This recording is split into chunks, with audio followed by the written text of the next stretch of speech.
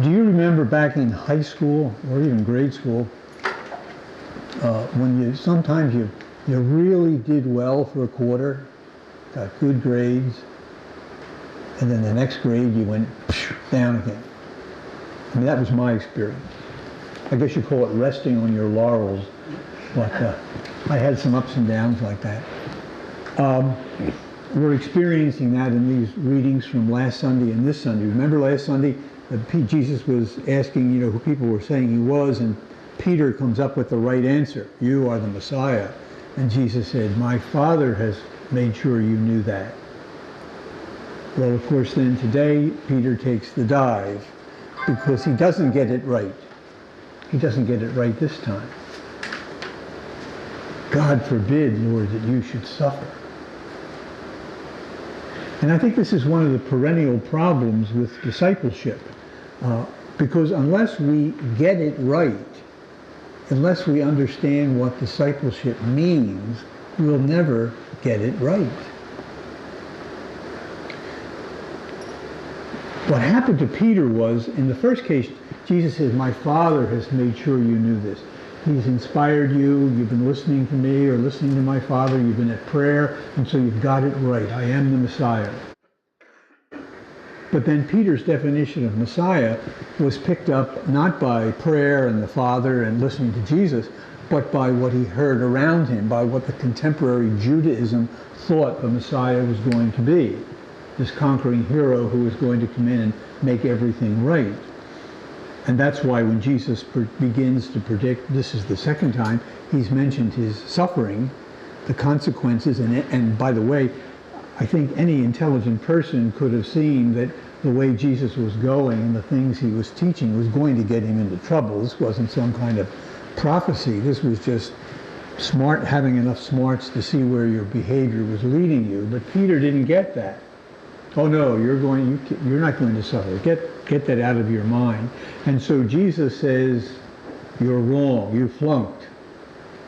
Get it right. And I think this is one of the problems we all have in the course of our Christian journey. We have to see what it means to be a follower of Jesus. Someone once said, I read it recently, Christianity is not a religion. It's a lifestyle. It's a way of living. Now, it is a religion. We do recognize Jesus as the emissary of God. We do see him as divine. We do worship him and the Father and the Holy Spirit. It is that, but it cannot be only that.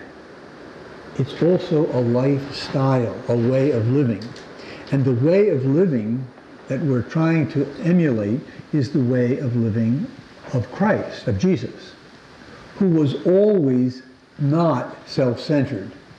And that's our big temptation, isn't it? No matter how it works its way out in the daily life of each one of us, our temptation is to center on self at the cost or the exclusion of others.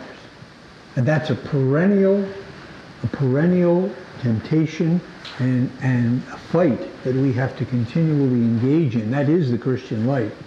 Because Jesus was, as someone said, a man for others. His whole life was dedicated to the welfare of other people, being it curing their ills, telling them the truth, raising them from the dead, or eventually reconciling the entire human race to his Father. It was always for others. And that's why when he speaks about his coming back, he always does it in the terms of that 25th chapter of St. Matthew, where he describes Christian behavior, and when we all say, well, when did we do that? When did we treat you like that? And he says, you treat other people the way you treat other people is the way you treat me.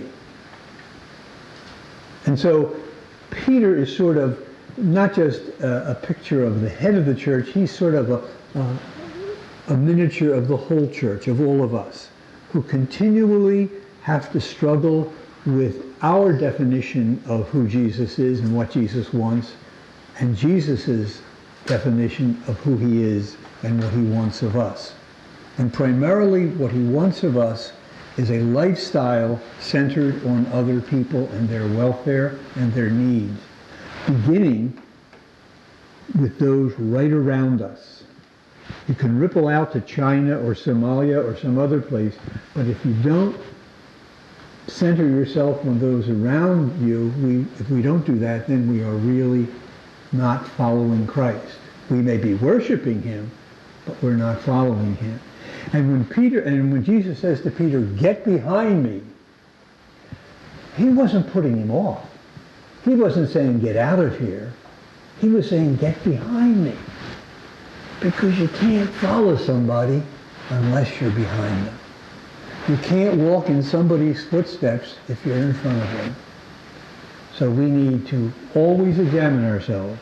Where do I stand in the presence of Christ? In front of him or behind him?